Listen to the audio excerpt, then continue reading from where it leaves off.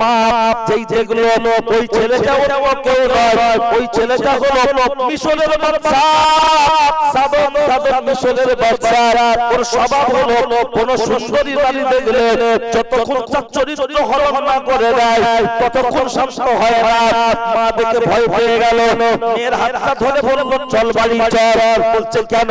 বলছে খবর খুব ভালো নয়। যখন বাড়িতে পৌঁছে গেল রে জিজ্ঞাসা করছে মা কি খবর বলো, কি খবর বলো। তখন হাজেরা মা বলছে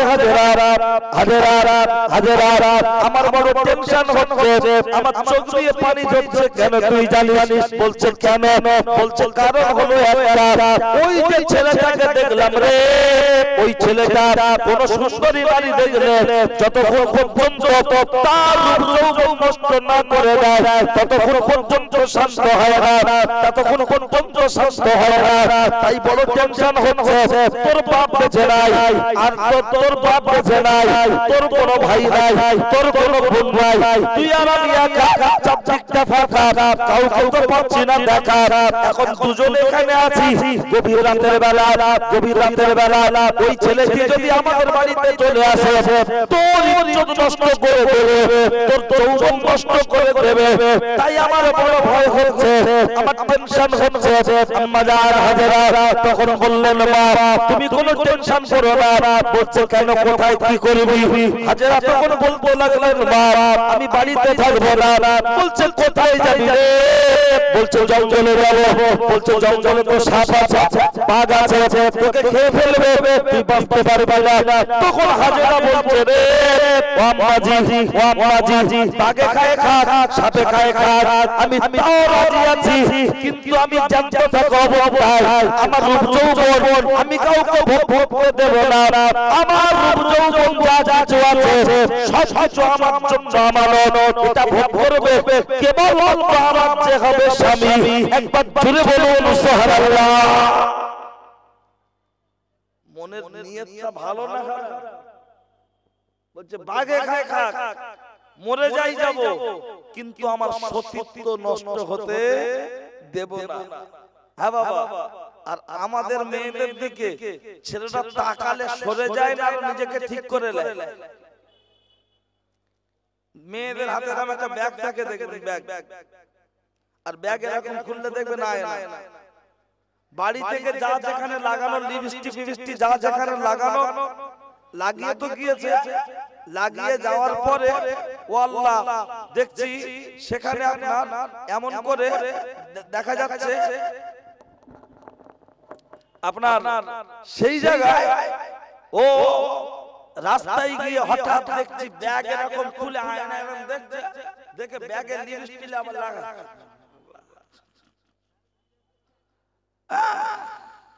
কি ব্যাপার? মানে নিজে ঠিক আছে কিনা দেখাচ্ছে। হাজেরার দিকে দেখলো, হাজেরার মা দুজন সরে পালিয়ে গেল।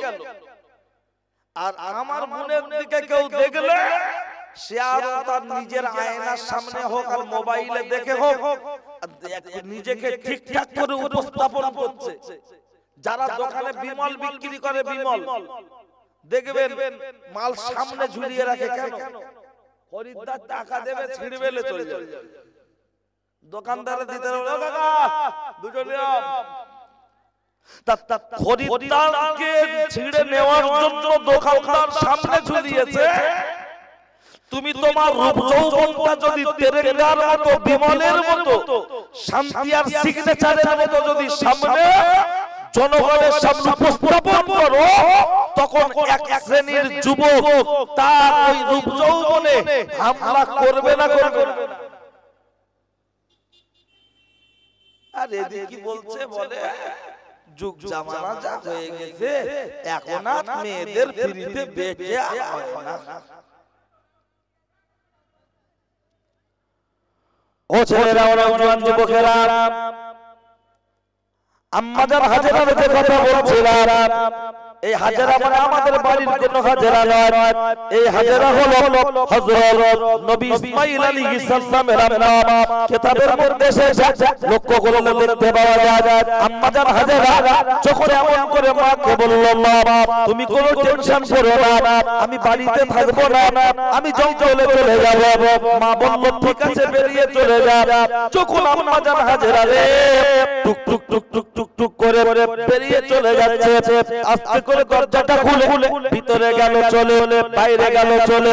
মা দরজা বন্ধ করে দিয়ে ঘরের ভিতরে টুক টুক টুক টুক টুক টুক করে বসে আছে। আর একটু রাত যখন ভারী হয়েছে, কে বা কারা জানো, কে বা কারা জানো চারিদিক থেকে ঘরটা ঘেরাও করে ফেললো। ঘেরাও করে ফেলে বলছে হাজেরা হাজেরা হাজেরা ও হাজেরা আয় চলে আয়, আয় চলে আয়। জাল থেকে মাছ বেরিয়ে চলে যেতে পারে, পুকুর থেকে বেরিয়ে যেতে পারে না, পুকুর থেকে বেরিয়ে যেতে পারে না। আয় চলে আয়, আয় চলে আয়। হাজেরা তো বাড়িতে নাই, আওয়াজ কে দেবে?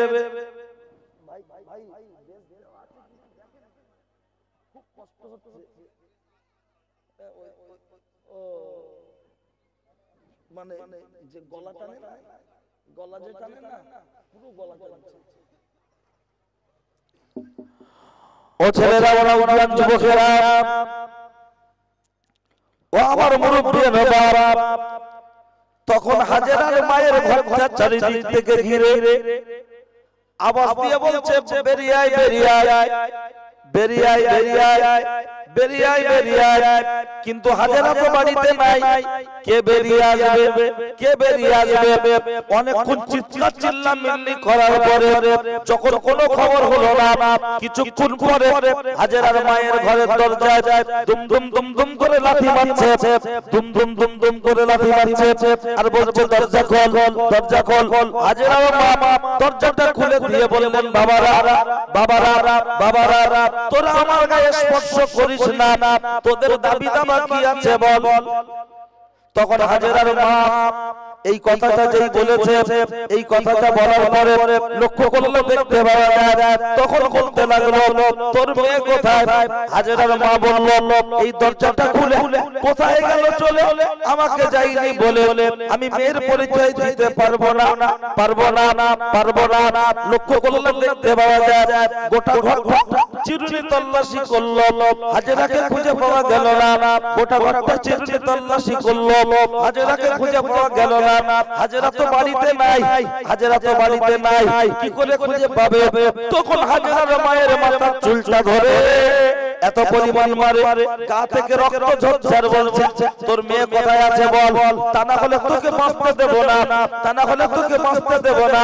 কিতাবের মধ্যে এসেছে, লক্ষ্য করলে দেখতে পাওয়া যায় ওই হাজেরার মা বলল, আমার জীবন যায়, জীবন যাবে, আমি মেয়ের সতীত্ব নষ্ট হতে দেব না, দেব না। হাজেরার মায়ের পায়ে দড়ি বেঁধে টানতে টানতে টানতে টানতে জেলখানায় বন্দী করে দিল। যখন জেলখানায় বন্দী করে দিয়েছে, হাজেরার মা জেলখানায় বন্দী হয়ে গেল। রাত শেষ হয়ে গেল, সকাল হয়ে গেল, সারা দিন চলে গেল, কয়েকটা দিন অতিবাহিত হয়ে গেল। কয়েকটা দিন যখন অতিবাহিত হয়েছে, কিতাবের মধ্যে এসেছে কয়েকটা দিন অতিবাহিত হয়ে যাওয়ার পরে লক্ষ্য করলে দেখতে পাওয়া যায় ও ছেলেরা, ছেলেরা শুনে রেখে দেন, জেনে রেখে দেন, হাজেরা জঙ্গলের ভিতরে চুরি করে জীবন যাপন করছিল লুকিয়ে লুকিয়ে। মায়ের জন্য মনটা বড় খারাপ, টেনশন হচ্ছে, কষ্ট হচ্ছে, মায়ের জন্য জানজালা করছে। টুক টুক টুক টুক টুক টুক করে নিজেদের ঘরের পাশে জানালার পাশে এসে বলছে, খালা খালা খুলে দেবে দরজা জানালা, আমি তো হতভাগিনী হাজেরা, একটু খুলে দাও জানালা। আপনার যখন মাকে খুঁজে পেল না, খালামার বাড়ির পাশে চলে গেল। খালামা হাজেরার মাথাটা বুকে চেপে ধরে বললেন, হাজেরা চুপ কর, চুপ কর, জোরে কথা বলিস না, কাঁদিস না, চুপ কর। বলছে, খালামা খালামা আমার মা কোথায় বলো?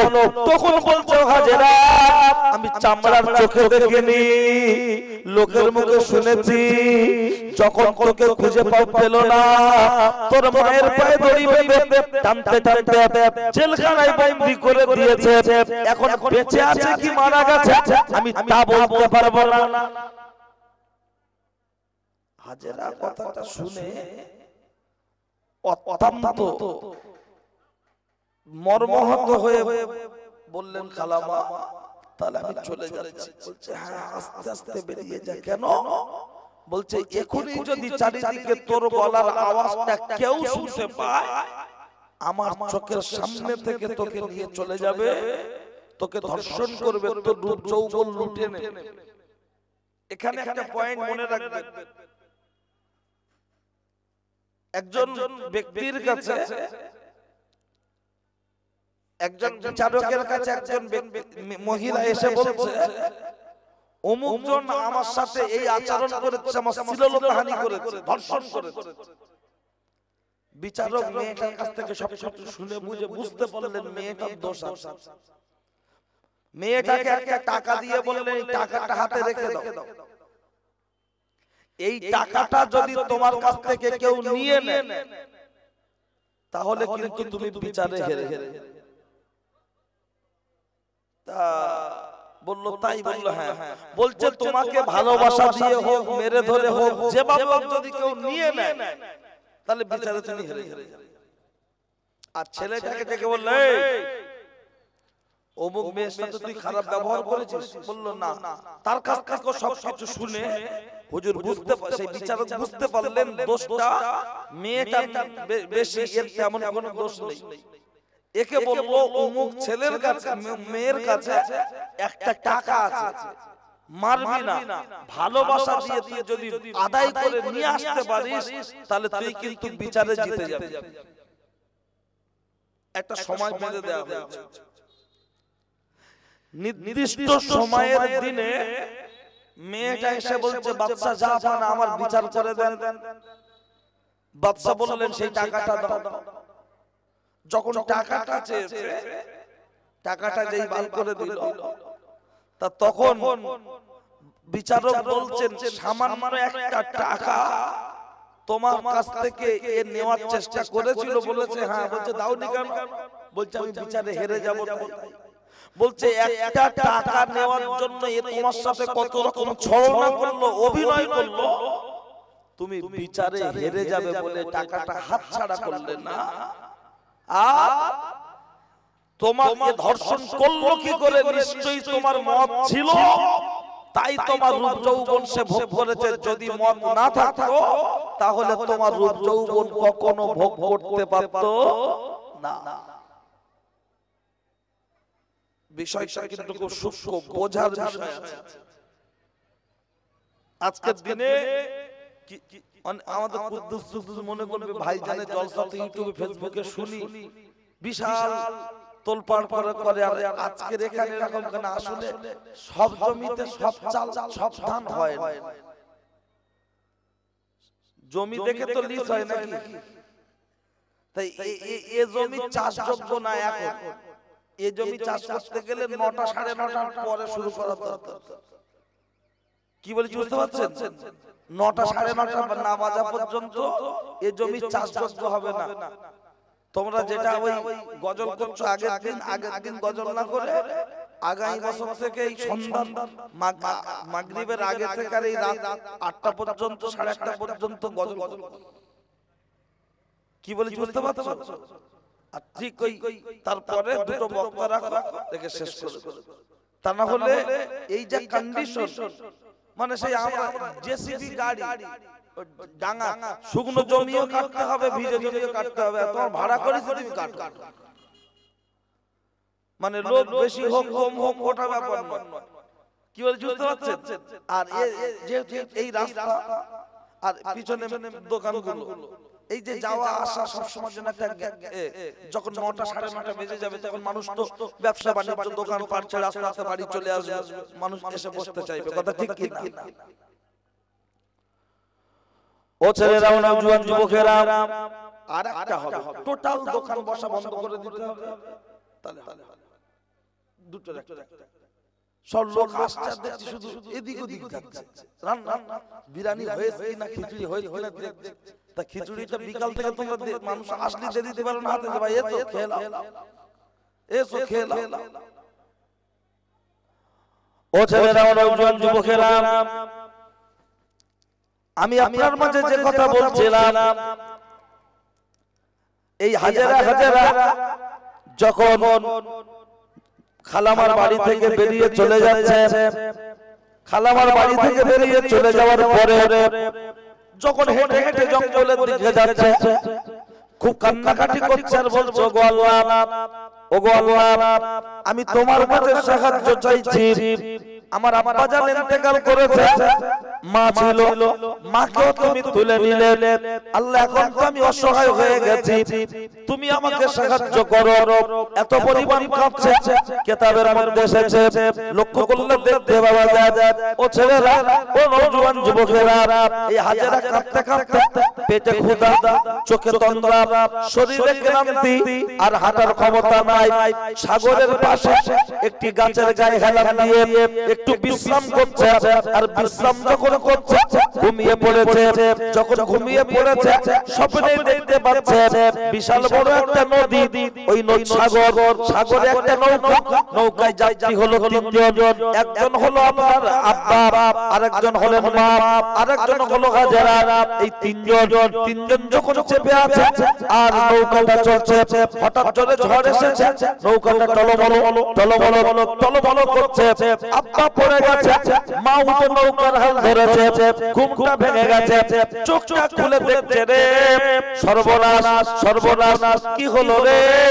মিশরের বাদশার পোশাক তারা চারদিক থেকে ঘেরাও করে ফেলেছে, তিন দিক থেকে 1 2 3, শুধু পিছন দিকটায় ফাঁকা, ওদিকে কেউ যায় না, ওদিকে কেউ যায় না, কারণ ওতে আছে, ওটা হলো সাগর, ওতে আছে হাঙর। এই সাগর যখন এমনি করে লক্ষ্য করলাম দেখতে পাওয়া যায়, তিন দিক থেকে ঘেরাও করে বলছে, হাজেরা, হাজেরা, হাজেরা, আয় চলে আয়, এবার কোথায় যাবি? আর তোকে কে বাঁচাবে? হাজেরা যখন যেতে চাইছে না, হাত ধরা দিতে চাইছে না, বলছে, তোকে আমরা ধরে ফেলবো, তোকে কে বাঁচাবে? হাজেরা বললেন, আল্লাহ বাঁচাবে। বলছে, আয় চলে আয়। হাজেরা বলল, আমি ধরা দেব না। বলছে, তোরা আমাকে নিয়ে কি করবি? বলছে, তোকে নিয়ে যাব, বাদশা তোকে ভোগ করবে, এনজয় করবে, তারপরে তোকে ছেড়ে দেওয়া হবে। তখন হাজেরা বললেন, রে এই পাশে সাগর আছে, প্রয়োজনে সাগরে ঝাঁপ দেবো, নিজের জীবন শেষ হয়ে যাবে, আমি সতীত্ব নষ্ট করতে দেব না। আমার রূপ যৌবন যা কিছু আছে সব ভোগ করবে কেবল মাত্র আমার স্বামী। একবার বলুন সুবহানাল্লাহ। লক্ষ্য করলাম দেখতে পাওয়া যায়, আম্মাজান হাজেরা, আম্মাজান হাজেরা যখন তার গায়ে হাত দিয়ে গ্রেফতার করতে গেছে, আল্লাহকে স্মরণ করে ওই হাজেরা আল্লাহকে স্মরণ করে সাগরেই দিয়ে দিল ঝাঁপ। সাগরেই যখন ঝাঁপ দিয়ে দিল, এরা উপরে দাঁড়িয়ে দাঁড়িয়ে বলছে, পাগলি, একটুখানি ইজ্জত দেওয়ার জন্য তুই জীবনটাই শেষ করে দিলি, এখনো সময় আছে, উঠে আয়। কিন্তু যত সময় যাচ্ছে দূরে সরে চলে যাচ্ছে। কিতাবের মধ্যে এসেছে, লক্ষ্য করলে দেখতে পাওয়া যায়, ও ছেলেরা, ও নওজোয়ান যুবকেরা, ও আমার মুরব্বিয়ান বাপ, অন্যায় হলে আমার করে দেবেন বাপ। 2 দিন 5 দিন 10 দিন চারিদিকে খবর হয়ে গেল হাজেরা মারা গেছে, হাজেরা আর বেঁচে নাই। চারিদিকে খবর হয়ে গেল হাজেরা মারা গেছে, হাজেরা বেঁচে নাই। এই খবরটা যখন চারিদিকে ছড়িয়ে গেল, আর 12 দিন 15 দিন 16 দিন 17 দিনের দিন আপনারা দেখবেন নদীতে মালঞ্চয় চলে যাবেন, ধারাখালি চলে যাবেন, নাসিরাটি খিয়া থেকে ওই দিকে গিয়ে দেখবেন একটা একটা জাল নদীতে তোলা আছে, নৌকায় চাপানো আছে, বড় বড় জায়গায় বড় নদীতে গিয়ে বসিয়ে দেয়। একটা একটা জাল 70 ফুট 100 ফুট 150 ফুট বড়। ওই জালটা যখন আপনারা এমন করে মেলে দেয়, জালটা যখন মেলে দেয় ওতে মাছ পড়ে, আর এই মাছ পড়েছে মনে করে টেনে তোলার চেষ্টা করছে, টেনে তোলার যখন চেষ্টা করছে, তুলে দেখছে ওটা মাছ নয়, মাছ নয়, একটা নিথর বডি, নিথর বডি। জেলেরা ভাবলো মারা গেছে, হাত পা চেপে চেপে দেখলো মরে গেলে যেতে পারে, কিন্তু এখনো পচেনি, গলেনি, পুরো টাটকা আছে, এখনো পচেনি, গলেনি, পুরো টাটকা আছে। কিতাবের মধ্যে এসেছে, লক্ষ্য করলাম দেখতে পাওয়া যায়, ও ছেলেরা, ও নওজোয়ান যুবকেরা, ওই জায়গায় জেলেরা ভাবছে, আহা কি হতে পারে।